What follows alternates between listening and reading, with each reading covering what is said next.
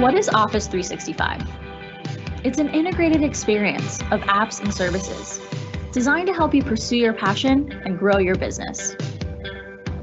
Get apps like Word, Excel, PowerPoint, and more, updated monthly with the latest features and security updates. Use cloud-powered email to reach customers and coworkers wherever work takes you. Collaborate in Microsoft Teams, the new hub for teamwork, where you can chat, organize meetings, and share files. Save files to OneDrive with 1 terabyte of online storage, allowing access across devices and on the go. Run your business with the business apps, empowering you to manage customer scheduling, invoicing, referrals, and more, all from one place. Protect your data with 24/7 security and support backed by Microsoft. With Office 365, you have more time to build your business and achieve even more.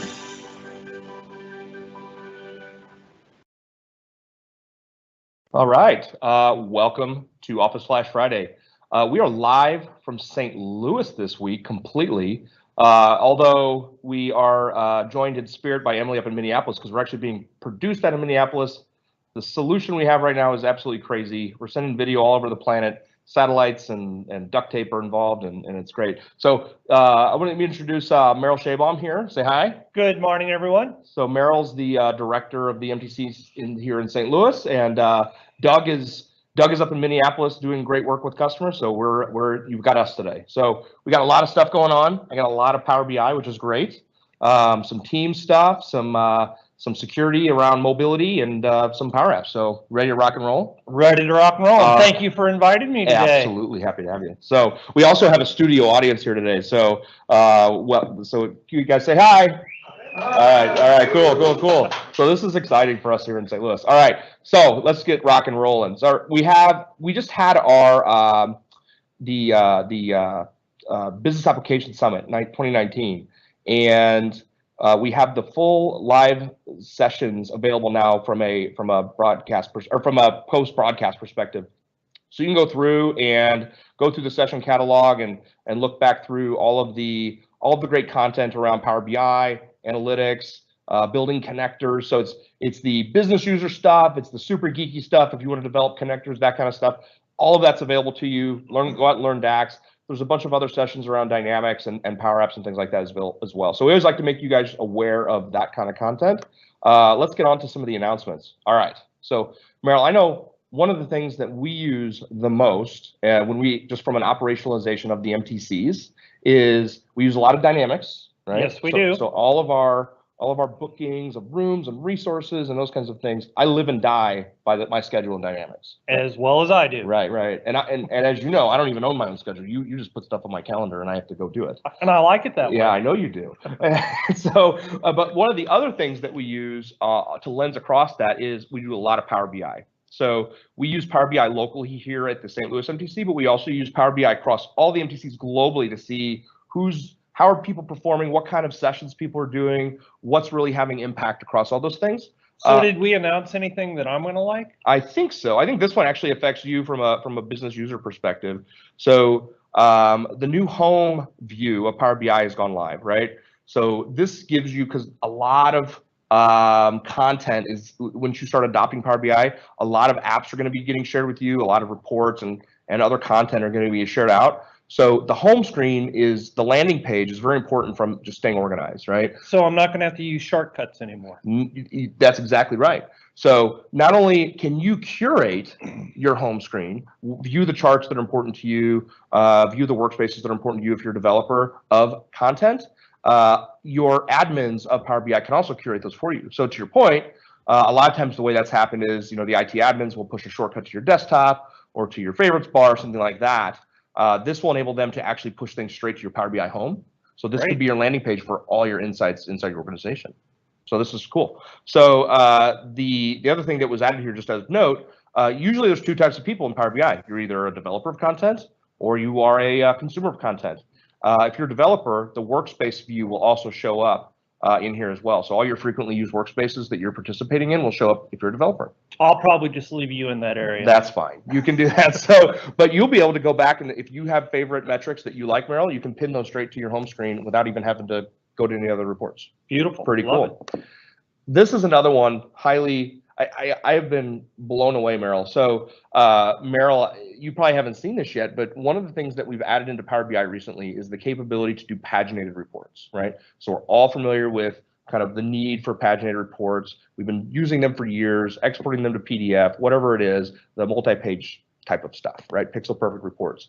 We're now, last week we talked about how paginated reports can now be part of Power BI solutions, right, in apps.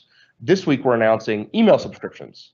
So I can actually just email my business review now? Yeah, so you can go and set up a subscription on a weekly basis. So every Friday at 8 a.m., I want to receive a PDF in my inbox that represents the current state of this thing. So that's not, not going to meet all the needs, because we obviously want you to kind of get in and explore the data and those kinds of things. But if there are things that need to be pixel perfect paginated, you can now get those in your inbox.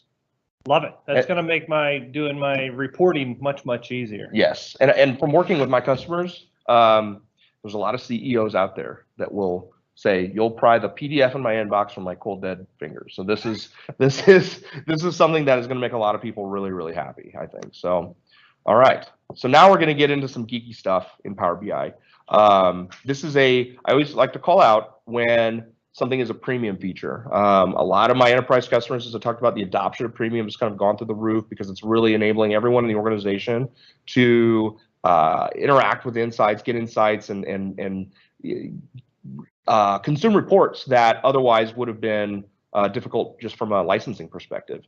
But one of the things that we're doing is enabling query caching, because a lot of times these reports, Merrill, will only get refreshed maybe like once a day, once a week, those kinds of things. So, and the Power BI Premium is a fixed asset. It's a fixed number of resources that are available to you. So now we're enabling query caching so that if a lot of people are hammering this report that only gets updated weekly, then there's no need to go and run that report, that query again. We'll just cache it and serve it right up. Incredible. Yeah, so this is, I think, just going to enable the scalability of premium, get more value out of those premium capacities that you guys are provisioning out there. This one this one turns up the notch on the geeky level, right? But really quick, what we're enabling here is if you're an administrator and you're setting up connectivity to data sources inside the Power BI service for things like a gateway refresh, those kinds of things. Before, when you created the data source, you had to do a test. When you click save, it would do a test connection. And sometimes, maybe at the time that you're creating it, the data source isn't available, or it's slow, or whatever the case may be, and you're okay with that, it wouldn't let you skip that, and it would fail. So you could even create the connection. So this is simply going to enable you to skip the test connection. You're say, forget it. I know it's going to be fine when I need it. Go ahead and create the thing. Skip the test. Pretty geeky, but useful, right? All right. So a couple things on the on-prem gateway. We have, as you know, I always beat the drum of operationalize these updates to these on-prem gateways. We ship monthly, just as we do the desktop tool. But this month we have quite a few things to talk about. We've enabled the Oracle Essbase connector, so I know a lot of my enterprise customers will be happy there, but also that really cool PDF connector. So did you know, Merrill, that you could actually connect Power BI to a PDF file? I did not know that. Isn't that amazing? It's very amazing. Yeah, so there's all You'll have to show me how to do that one. I will. I love teaching you to fish. So being able to take PDF files and extract data out and build insights and marry that up with maybe your Oracle Essbase connector, you can now do that. So that's exciting. The other thing that we're kind of announcing this month as far as the gateway updates is we're now making the previous 4 months of gateways available, right? And that's really going to help from if you've done kind of what we always recommend is operationalize these updates on a monthly basis.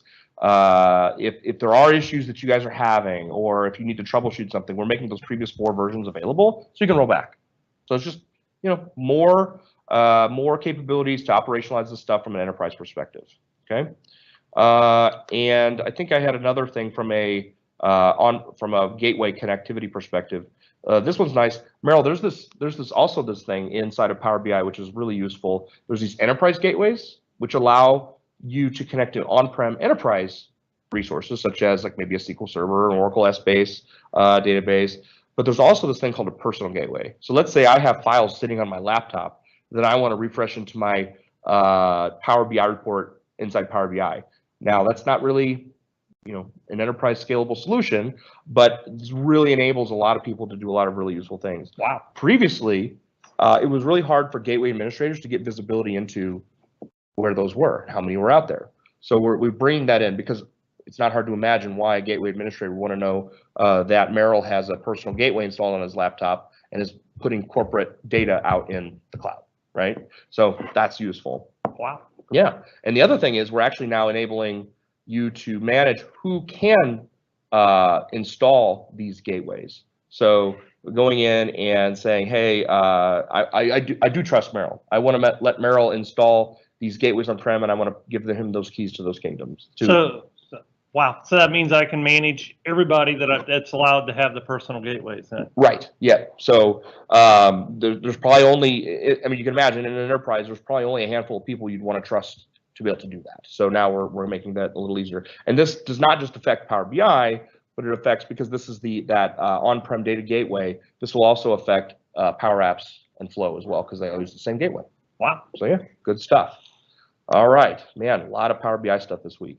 So I've spent a lot of time, probably a couple months back, we had a burst of releases every week around the Power BI premium capacity app, right? So basically the set of reports that allows you to manage your premium capacity, right? So workload management, how many people are querying, what types of queries are causing issues, who are your problem users, so you can go and maybe assess, maybe they should be in their own capacity, maybe we need to upgrade, maybe we have too much capacity and we need to kind of scale down, those kinds of things. But a lot of the metrics that admins should be in the admin center, so they don't have to drop out to another report. So we're bringing a lot of those metrics into just straight up into the admin center, so they don't have to go anywhere, just making it easier.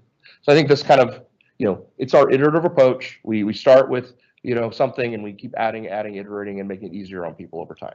So there we go. So now we're going to move on to Flow, right? Wait, you mean there's no more Power BI announcements? Sorry, man.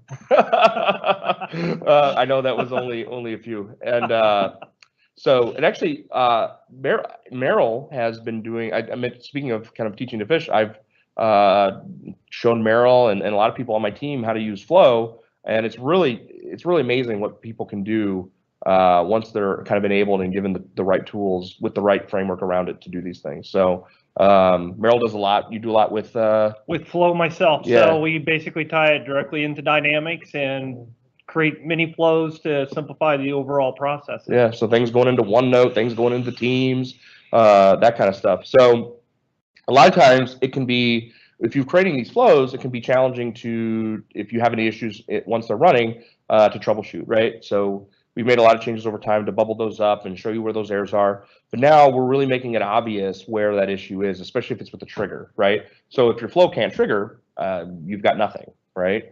So if you're having an issue with the trigger, we're going to bubble that up to you and make it a little more obvious to say, you either lost your connection or for whatever reason your flow is not running based on that. So it's going to eliminate some of my frustrations at times. Yeah, you'll be able to much easier come in and say, why isn't my flow running? Oh, it's because it's not properly connected to my inbox or to. So it means I'm going to quit bothering you as much. Well, we can just spend our time talking about more pleasant things, right? Right? Exactly. Wonderful. Let's see. Oh, 9 new connectors. It was funny. Merrill asked me before the broadcast, he's like, why 9? Why not 5? Why not 15? I don't know. 9 was the magic number this month. And actually, this is another product I haven't spent a lot of time talking about on the broadcast per se, but Microsoft Forms has really come a long way in the last year, I would say. I end up using it a lot for very, I wouldn't say very lightweight, but lighter weight forms, right? It's not an application development tool like PowerApps, but there's a lot of things I think people were traditionally using PowerApps for that might have been overkill, where I can just go create a form and then put process around it with Flow. It's pretty amazing what you can do with forms, especially given you can use Power BI to analyze the data once you've brought that in. So a bunch of other connectors as well. Even my friend PJ in Minneapolis will be excited to see there's 2 blockchain Flow connectors this one, the Ethereum connector and the Zuak connector. I know Ethereum. I don't know if I'm pronouncing Zua correctly, but I guess you're gonna have to call PJ. yeah, we'll ask PJ and tell him to let me know. PJ, if you're out there, tweet me, man. So the other thing that we're doing, and this is getting super geeky into the developer side, and I have another thing here from that perspective too, from a dynamic side, is bringing in custom controls into business flows. So it's a super developer-y oriented task right now, but you'll notice being able to bring in controls that are more appropriate for whatever task that people are doing. So here's a slider, here's a gauge visual. So you're able to build these and bring those into business flows that would really be probably more likely used in correlation with dynamics, but really bring a lot of customization capabilities to make this more robust, more professional. Really exciting to see the maturity level of these platforms kind of come together, right? There's also, I'll just kind of note here, I won't go too deep into this, but there's several connectors and templates that have been deprecated. I think this is actually the first time that I remember seeing anything. We always see like 9 new connectors, but of course over time some things change and need to get deprecated. So there's an older Excel connector because we have new hotness. We're retiring that old guy, right? So everybody needs to retire sometime. Hopefully, nice and robust on a beach somewhere. As long as it's a connector. As long as it's a connector, exactly, or it's not a forced retirement. So there we go. So a couple things from Flow. Actually, I'm going to hop over to this guy real quick because this builds on that custom visual or the custom control thing that I just talked about in Flow. We're also opening up the PowerApps Component framework is a new capability that allows third-party developers. Now, keep in mind, this is a developer-y type of capability, but being able to tap into more deeply into the Dynamics and PowerApps products, so you can build custom visuals, custom components that people can use. So just here's an example of some of the types of dashboards and components that people can build using the same framework that Microsoft uses to develop these things. So again, I think this just kind of points to the maturity curve of these products getting more and more mature every day. And I think, you know, the sign of a mature platform is the robustness of its third-party ecosystem. That is a very impressive dashboard. Yeah. So and Meryl, you've seen this too, and it goes true across all of our products, right? To me, the robustness of the ecosystem really represents the viability and long-term population, or how popular the thing is, right? And we see with Teams, right? When we go into Teams and look at all the tabs that we can add and all the apps that we can add, it's incredible. What people, all the bots. All the bots. We got all the bots. So this is exciting from a Dynamics and PowerApps perspective that we're opening these things up. So I would say this is actually, you know, I think new business opportunities are being enabled for people, right, to strike out. And I mean, people are gonna, I think, earn their paychecks and pay their mortgages on writing these kinds of things, just as their thing. So this is exciting. And we're also shipping, you know, a new CLI to enable these kinds of things. So we're already shipping the dev tools to create these things. So I'm gonna take a look at this and see what kind of cool modules and third-party components that we can ship inside of PowerApps and Dynamics. So I'm excited about this. All right, just a couple more things. Meryl, I know you were kind of excited about this one. I was actually asking Meryl and some folks, I don't know if you noticed, Doug and I have talked about this in the past, you know, the new Edgium, right? But, you know, the new Chromium-based Edge, right? You can see here, I'm running both the Canary, right? I don't know if you can see my taskbar. I'll just open this up here. I'm actually running the Canary browser as well as the dev browser, which is weekly. So Canary's daily, dev is weekly. I'm really impressed with how stable and how robust and how feature rich these browsers already are. I love how fast they are. Super fast. So the Chromium Edge has become my daily browser already, which is I mean, who would have thought? It's rather exciting. But that's just a little bit of a plug and a lead into Edge on iOS and Android, right? This is exciting. I have a couple couple things that we're excited about. So why do I care about single sign-on in that Edge browser? So I think you care about single sign-on in the Edge browser, right? From a user experience perspective and a security perspective, so I can access corporate resources really easy. So one of the tenets of being secure is also a good user experience, right? So I'm not going to have to keep entering my password all the time. Yeah, isn't that great? Nobody's going to complain about that. And this is, for our EMS customers out there, so this just kind of drives home the value of that service. Is we got single sign-on and Edge on Android and iOS, as well as conditional access. So I think this is a really cool scenario, because one of the coolest things I think we have, it's just super unique and really enables kind of bridging the old world with the new, is Azure App Proxy, right? So are you aware of Azure? No, I'm not. Okay, so Azure App Proxy is the capability that allows you to take an on-prem application, let's say it's like at whack my app, right, that I can get to when I'm VPN or on a corporate network, and enable it over an HTTP endpoint over the internet. Okay. Right? But you're putting all of the capabilities of EMS and Azure Active Directory in between that. So I have my single sign-on. So that's where I get all my security. That's where you get all your security, enabling your on-prem app. But I can do conditional access. So I can say, and I think there's actually a screenshot down here of this. Yeah, here we go. So let's say I'm going to, whack my app, right? And the admin has said, you can get to whack my app externally on your mobile browser, but you have to use Edge, right? So I can set up my conditional access rule to say, require a client app of an approved client app to open this browser application in the browser, and it has to be Edge on iOS. Very powerful. Very powerful. And guess what? That on-prem app probably knows no different of what's going on. So very enablement of people from a mobility perspective, good user experience, keeping them secure. Usually this is the stuff that Doug geeks out on, but I think I would make him proud on my explanation. I don't know if you'd agree or not. I'll have to ask him and see what he says. We'll ask him to give me a report card on this. Oh, the other thing too that I've been using the heck out of, both on my mobile phone as well as on my laptop here, is the dual identity, right? Because we all have our work persona and we all have our home persona, right? And I might have different bookmarks, right?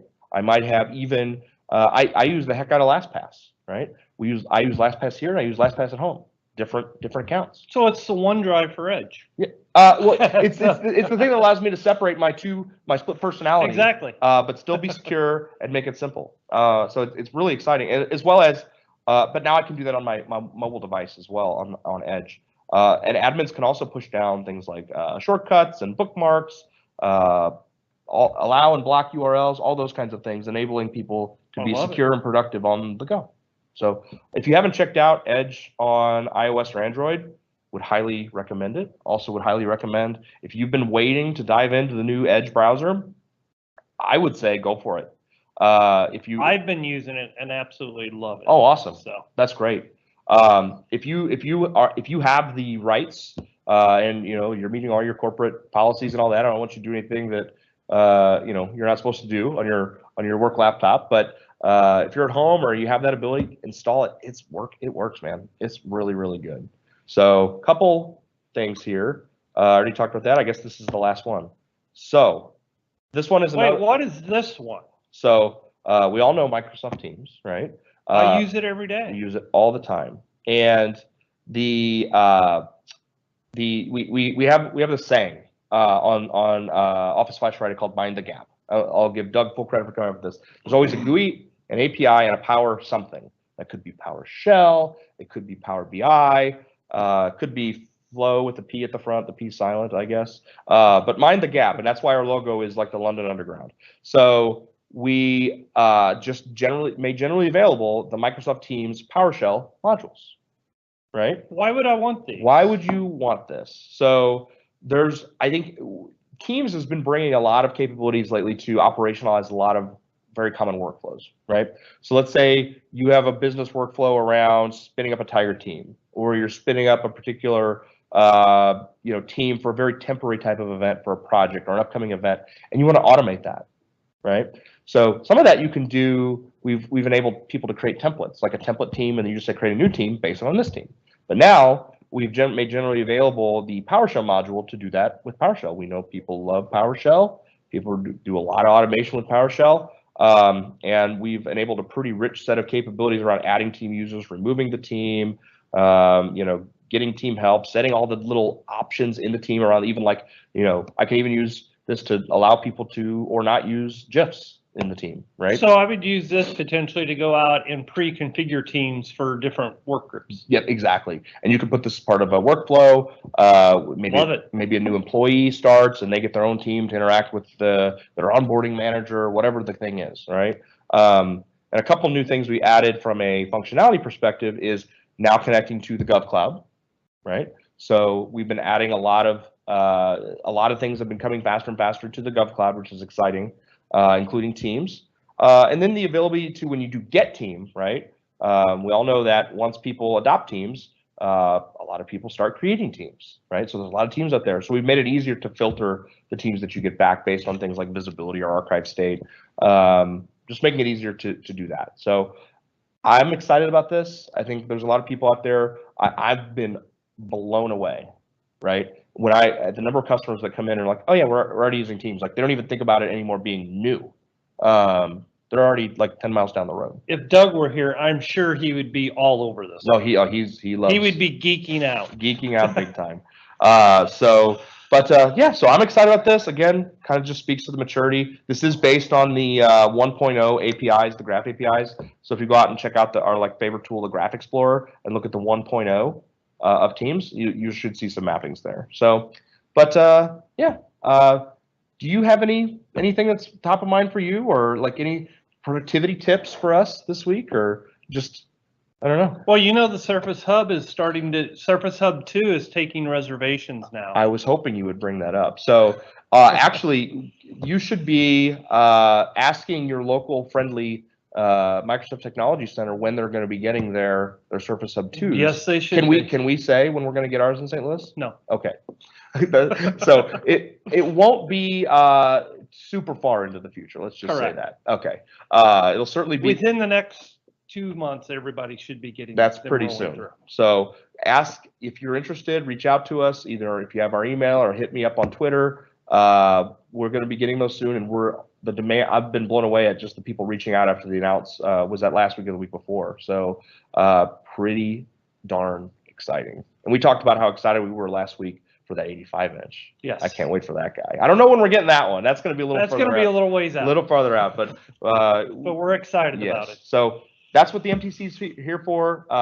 Come by and see us. Ask us when we're going to get it, and come by and check it out. So I think we did pretty good for our first week just live from St. Louis. Well, thank you for inviting me to join you today. Absolutely. And I want to thank Emily for producing us from Minneapolis. The technology just continues to blow me away how this works.